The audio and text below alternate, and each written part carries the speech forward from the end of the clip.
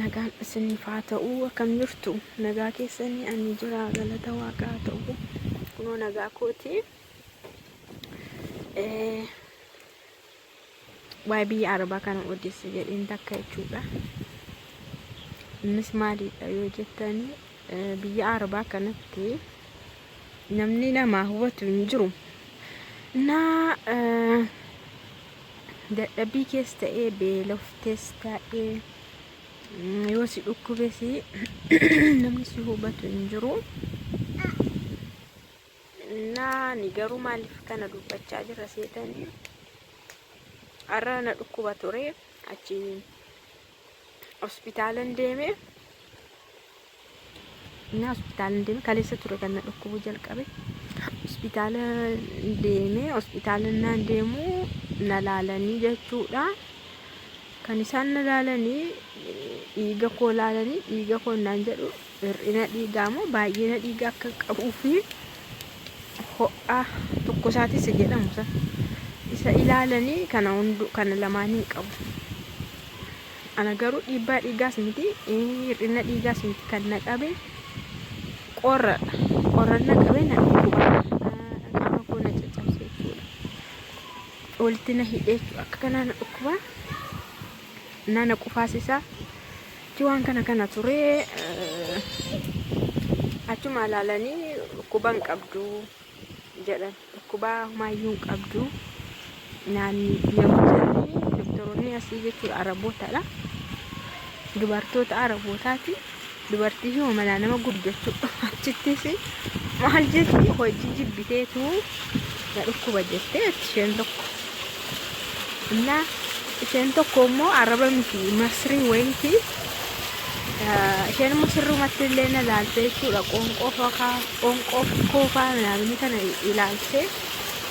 Inni xinnoo shi qoonqoo ishiin dhukkuba.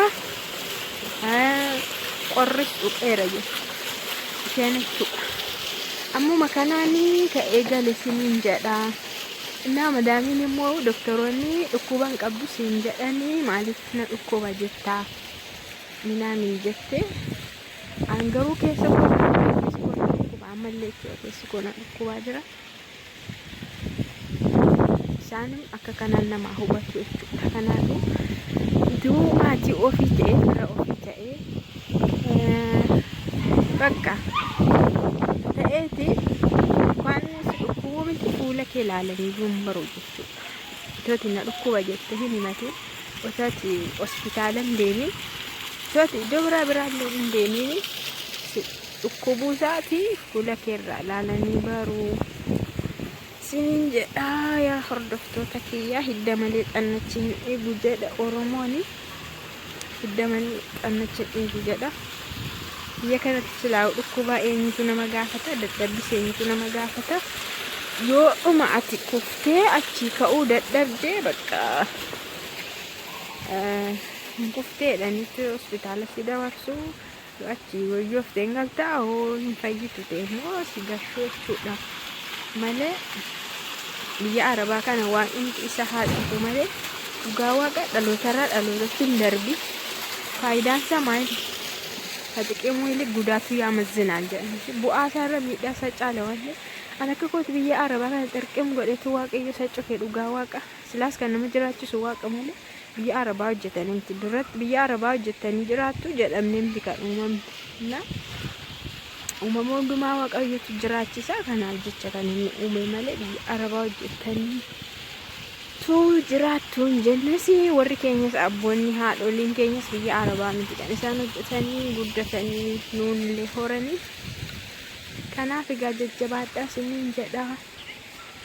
Waaqayyo galmee biyya Arabaa haa cufu jedhaan karaa koo.